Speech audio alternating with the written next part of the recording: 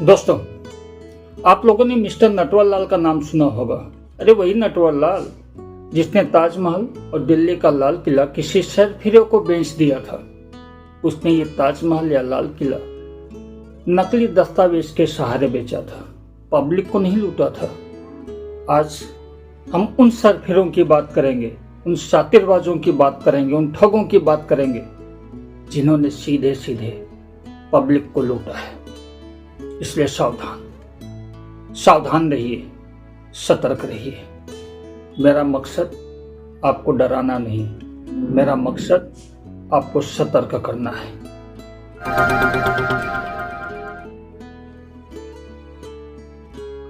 दोस्तों, हम विश्वगुरु बन गए। विश्वगुरु डेवलपमेंट के पैरामीटर पर नहीं, बल्कि शातिरबाजी में। बिल्कुल सही सुना आपने, शातिरबाजी में। शायद आपको यकीन न हो, पर यकीन करना जरूरी है, समझना भी जरूरी है और इसे सुनना भी। दोस्तों, हम चर्चा कर रहे हैं वर्तमान की, वही वर्तमान जिसे हम और आप अमृत काल कहते हैं। कुछ लोग इसे राम राज्य कहते हैं और कुछ लोग आजादी के असली दिन। आजादी हमें गरीबी से नहीं मिली, आजादी हमें महंगाई से नहीं मिली, आजादी हमें बेरोजगारी से नहीं मिली, आजादी हमें खून खराबे, लूट, हत्या और बलात्कार से नहीं मिली। आजादी मिली है चंद शातिरों को, चंद रसूल रखने वाले रंगदारों को। अमृत काल में ठगों को समझने के लिए, उनकी शातिर अंदाजी को समझने के लिए, उनके फर्जीवाड़े को समझने के लिए, उनकी पृष्ठभूमि को समझना बेहद जरूरी है। इसलिए सिर्फ 2 मिनट के लिए हम चर्चा करेंगे भूतकाल में हुए भ्रष्टाचारों की। ओल्ड करप्शन पर एक नजर। आप बने रहिए इस वीडियो में। 2011 2G स्पेक्ट्रम घोटाला, 2011 कॉमनवेल्थ गेम्स घोटाला, 2003 तेलगी स्कैम, 2009 सत्यम घोटाला, 1987 बोफोर्स घोटाला, 1992 Harshad Mehta scam, 1995 cobbler scam, 1996 order scam, 1999 हवाला स्कैंडल, 2013 IPL स्कैम। IPL से याद आया, गुजरात में अहमदाबाद के शातिरों ने नकली IPL आयोजित कर रूस के सट्टेबाजों को चूना लगाया। एम्पायर नकली, खिलाड़ी नकली, यहां तक कि हर्षा भोगले की आवाज भी नकली। टेलीग्राम चैनल बनाकर महसाणा जिला के मौलीपुर गांव में नकली मैच खिलाकर क्रिकेट टूर्नामेंट का लाइव प्रसारण भी किया गया। ये थे हिंदुस्तान के कुछ बड़े घोटाले। हर घोटाले में एक बात कॉमन थी कि दोषी जो कुछ भी कर रहा था चोरी छिपे कर रहा था। लेकिन आज मैं उन घोटालों की बात करने जा रहा हूं जिसमें ठग प्रशासन की आंखों में आंखें मिलाकर ठगी करता है और प्रशासन मूक बधिर बन उसे देखता रहता है। कुछ समय पहले आपने सुना होगा कि बिहार के बांका जिला मुख्यालय में पुलिस मथक से महज 800 मीटर की दूरी पर एक गेस्ट हाउस के अंदर फर्जी थाना चल रहा था। केस असली आते थे और उन केसों का निपटारा जोर जबरदस्ती के साथ किया जाता था। डीएसपी नकली, दारोगा नकली, सिपाही नकली, सब कुछ नकली। महज पुलिस मथक से 800 मीटर की दूरी पर थाना और पुलिस को भनक तक नहीं। सलाम करता हूं पुलिस की सतर्कता पर। ये तो अच्छा हुआ कि लोगों की निगाह उस महिला दरोगा पर पड़ी जो रिवॉल्वर के बजाय देसी कट्टा लेकर निकलती थी। और शक हुआ, फिर सामने आया फर्जीवाड़ा। बिहार है भैया, कुछ भी हो सकता है। न नदी, न नाला, न सड़क, न पगडंडी। फिर भी बिहार के अररिया में 3 करोड़ की लागत से खेत के अंदर ओवरब्रिज तैयार कर दिया गया। प्रशासन के पास इसका कोई जवाब नहीं है। शायद ऐसे ही उल्टे सीधे काम को विकास कहा जाता है। दोस्तों, आप शिकायत लेकर कहाँ जाओगे? कोर्ट कचहरी या पुलिस थाना?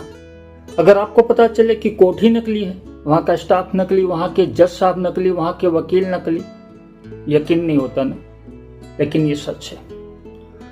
गुजरात में गांधीनगर में मॉरिस सैमुअल नाम के एक व्यक्ति ने फर्जी अदालत खड़ी कर दी। वहां पे भी केस असली आते थे, जिसका निपटारा माननीय जज मॉरिस सैमुअल किया करते थे। उन्होंने फर्जीवाड़ा करके 100 करोड़ की सरकारी जमीन भी अपने नाम करवा ली। हद तो तब है जब सरकारी महकमे में उसके आदेश को सही माना जाता था। City civil and session court के रजिस्ट्रार माननीय हार्दिक देसाई ने इस केस का पर्दाफाश किया। है ना गजब का नमूना, गजब की शातिरबाजी। अगर नेशनल हाईवे पर एक टोल टैक्स या टोल प्लाजा बना लिया जाए, कितनी कमाई होगी? अंदाजा नहीं लगा सकते ना। कमाई नहीं होगी, रुपए नहीं मिलेंगे, रुपए की बारिश होगी, बारिश। आप सोच रहे होगे मैं किसकी बात कर रहा हूं? गुजरात में ही मोरबी के पास राष्ट्रीय राजमार्ग को बाईपास करके अपने खेत से गुजार कर वहां पर एक टोल प्लाजा बना करके 1.5 साल तक टैक्स की वसूली की गई। आश्चर्य की बात कि सरकारी गाड़ियां भी वहां से गुजरती थी। कभी किसी को इस फर्जीवाड़े का अंदाजा नहीं लगा, और अंदाजा लगा भी तो शायद चुप्पी साध रखी थी। आखिर क्यों? दोस्तों, टोल टैक्स अपने आप में एक फर्जीवाड़ा है, इसमें कोई संदेह नहीं। आप हर चीज में टैक्स देते हो। सड़क पे चलने के लिए एडवांस में रोड टैक्स जमा करवाते हो, फिर टोल टैक्स किस बात का? और वो भी टोल टैक्स कैसा? जेब काटू। एक और कमाल का फर्जीवाड़ा, छत्तीसगढ़ के शक्ति जिले के छपौरा गांव में नकली एसबीआई बैंक की ब्रांच बना दी गई। मैनेजर साहब नकली, क्लार्क नकली, चपरासी नकली, लेकिन लोगों के पैसे असली जमा होते थे। है ना गजब का खेल, गजब का फर्जीवाड़ा। एक और गजब का फर्जीवाड़ा यूपी के कानपुर जिले से है। हंसना नहीं, किसी के झांसे में आकर हंसना नहीं। एक वृद्ध महिला को जवान कमसिन हसीना बनाने का झांसा देकर 35 करोड़ रुपए लूट लिए गए। खैर, अगर आप भी उम्रदराज हैं तो अपने जवानी के दिनों को याद करिए, खुश रहिए। वैसे भी पके आम की कीमत ज्यादा होती है। आज स्मार्टफोन की चाहत किसे नहीं होती, और अगर स्मार्टफोन 251 रुपए में मिले तो यकीन नहीं होता ना। ऐसा ही कुछ हुआ था फ्रीडम 251 के साथ। स्मार्टफोन 251 रुपए में, और इसका प्रचार हमारी सरकारी तंत्र ने किया था। लाखों लोगों ने इसे बुक करवाया। आज 8 साल हो गए इस बात को, अभी तक किसी को एक फोन भी नहीं मिला। Noida based Ringing Bells company का क्या हुआ हमें नहीं पता, लेकिन हमें इतना पता है कि लाखों लोगों का 251 रुपए गटर लिए गए। एक और फर्जीवाड़ा गुजरात से।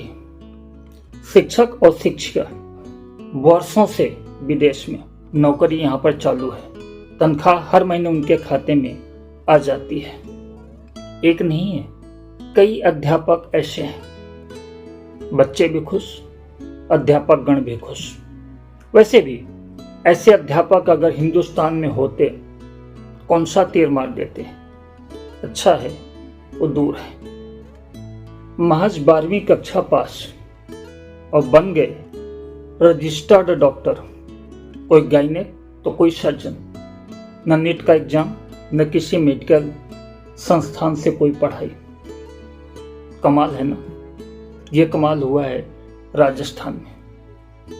राजस्थान मेडिकल काउंसिल ने 98 ऐसे डॉक्टरों को रजिस्टर्ड किया जो महज 12वीं पास है। अब अगर ऐसे लोग पेट के दर्द में मलेरिया की दवा दे दें तो कोई आश्चर्य नहीं होना चाहिए। हाँ, आश्चर्य होता है सरकारी तंत्र पर। एक और फर्जीवाड़ा जो हमारे आपके स्वास्थ्य के साथ खेल खेला गया। जी हाँ, हमें दवा के नाम पर जहर परोसा गया। मैं बात कर रहा हूं कोरोना की वैक्सीन कोविशील्ड की, जो क्लिनिकली फेल थी, फिर भी लाखों लोगों को ये वैक्सीन दी गई। हाल ही में बीपी, डायबिटीज, बुखार जैसे सामान्य बीमारियों की दवा भी मेडिकल टेस्ट में फेल पाई गई। दवा के नाम पर कॉमन साल्ट दिया जा रहा था। बात हेल्थ की है, इसलिए एक कदम आगे चलते हैं। हाल ही में अहमदाबाद और आसपास के इलाके में कई मल्टी स्पेशलिटी हॉस्पिटल फर्जी पाए गए। डॉक्टर के पास कोई डिग्री नहीं। ऐसे में आपका इलाज किस तरह से हुआ होगा आप खुद समझ सकते हैं। थाना फर्जी, हॉस्पिटल फर्जी, बैंक ब्रांच फर्जी, कोर्ट फर्जी। ऐसे में अगर फर्जी स्कूल पकड़ी जाए तो कोई आश्चर्य नहीं होना चाहिए। गुजरात के राजकोट में कमीशन के आधार पर एक दुकान के अंदर चलाई जा रही थी पिछले 6 साल से एक फर्जी स्कूल। खुद देख लो। नकली घी, नकली दूध, नकली खाने पीने की चीजें, नकली इंस्पेक्टर, नकली अधिकारी, नकली डॉक्टर, नकली अध्यापक, नकली कोर्ट, नकली थाना, नकली बैंक ब्रांच, नकली हॉस्पिटल, सब कुछ आपने देखा। अब एक नमूना दिखाता हूं नकली पीएमओ ऑफिसर का। सवाल उठता है कि ये शातिर लोग इतने निडर कैसे हो सकते हैं। सवाल उठता है कि ऐसे शातिरों को जेट सुरक्षा मुहैया कौन करवाता है और क्यों। नकली पीएमओ ऑफिसर गुजरात के किरण पटेल को कश्मीर में घूमते हुए देखा। अब देखिए प्रतीक शाह को। अहमदाबाद के प्रतीक शाह हर देश का वीजा अपने घर से बना करके दे देते हैं। उनके सहयोगी देश के हर कोने से लोगों को झांसा देकर इनके पास लेकर आते हैं। सहयोगी कौन कौन है जरा उन्हें भी देख लो। मध्य प्रदेश में कमलनाथ सरकार ने एक ऐसे बांध से सिंचाई के लिए जल वितरण के लिए पाइपलाइन का टेंडर निकाला जो बांध बना ही नहीं है। और सिर्फ इतना ही नहीं, 243 करोड़ रुपए एडवांस में भी दे दिए गए। आश्चर्य की बात कि शिवराज सिंह चौहान की सरकार आने के बाद भी इस एडवांस पर कोई विचार नहीं किया गया। खबर देखिए।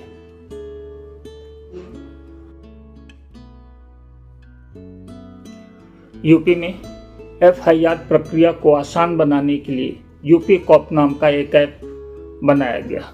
इस ऐप के माध्यम से एफआईआर की कॉपी निकालना बेहद आसान हो जाता है। मेरठ के एक ठग ने ऐसे कुछ एफआईआर की कॉपी निकाली, लोगों को मदद देने के नाम पर उन्हें झांसा दिया और तगड़ी रकम वसूल कर ली। आश्चर्य की बात कि पुलिस इस वारदात से पूरी तरह से अनजान रही।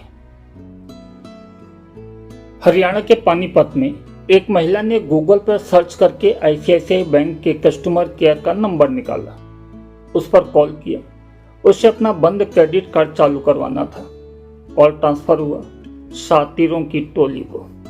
शातिरों ने बात में महिला से संपूर्ण डिटेल लेकर उसके बैंक खाते में जमा राशि सफा चट कर दी। आरबीआई की एक रिपोर्ट के अनुसार बैंक फ्रॉड लगभग 3 गुना ज्यादा बढ़ चुका है। 2023 में लगभग 13,930 करोड़ का बैंक फ्रॉड किया गया है ना। आश्चर्य की बात। साइबर फ्रॉड और हनी ट्रैप का मामला पुराना हो चुका है। नया युग, नई टेक्नोलॉजी। अब वीडियो कॉलिंग के माध्यम से आपको डिजिटल अरेस्ट किया जाता है। जी हाँ, डिजिटल अरेस्ट।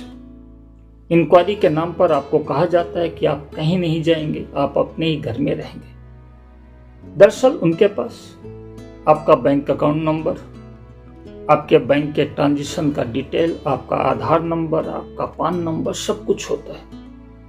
वो आपको फोन कॉल पे, वीडियो कॉल पर समझाते हैं कि आपके नाम से दूसरा अकाउंट खोला गया है जिसमें मनी लॉन्ड्रिंग की गई है। आपको इतना डरा दिया जाता है कि आप उनकी बातों को सच मान लेते हैं और फिर शुरू होता है असली खेल। इसी बीच एक आदमी समझौता कराने के नाम पर आपसे करोड़ों रुपए दूसरे खातों में ट्रांसफर करवाता है और आप जेल जाने के डर से ऐसा कर बैठते हैं। साल 2023 में लगभग 12,000 करोड़ की ठगी इसी माध्यम से की गई। इसलिए सतर्क रहिए, सावधान रहिए, अनजान नंबर से आए वीडियो कॉल को अटेंड मत करिए।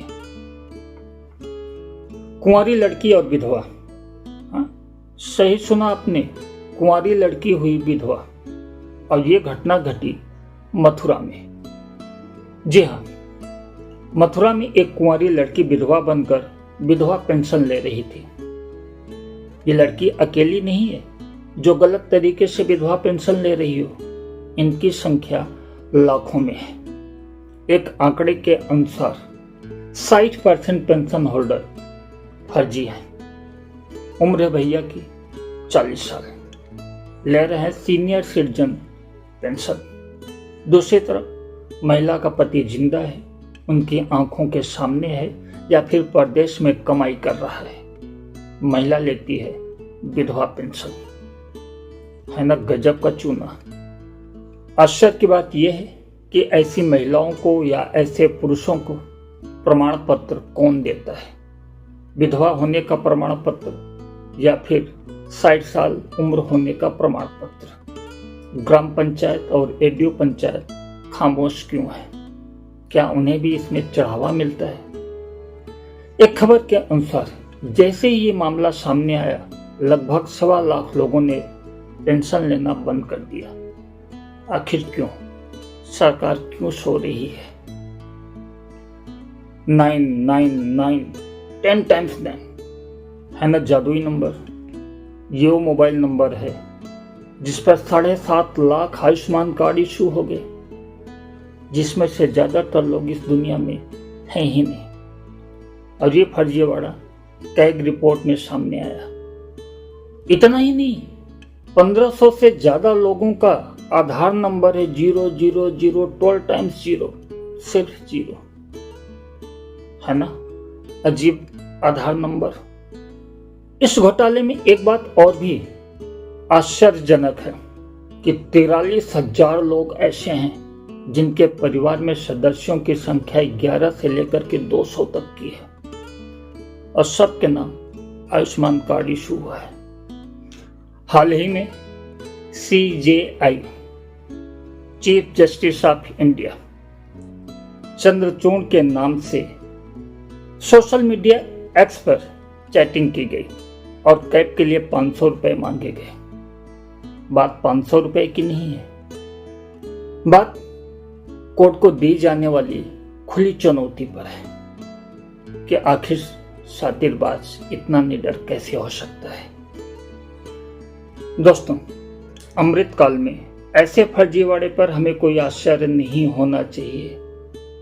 आश्चर्य होना चाहिए उस युवा वर्ग पे जो शिक्षित है फिर भी ऐसे जालसाजों के झांसे में आ जाता है। खैर, ऐसे फर्जीवाड़े पे चर्चा करते करते दिन पूरा हो जाएगा, लेकिन चर्चा खत्म नहीं होगी। इसलिए इस वीडियो में आज यहीं पर विराम लेते हैं। फिर मिलेंगे कुछ नए तथ्यों के साथ।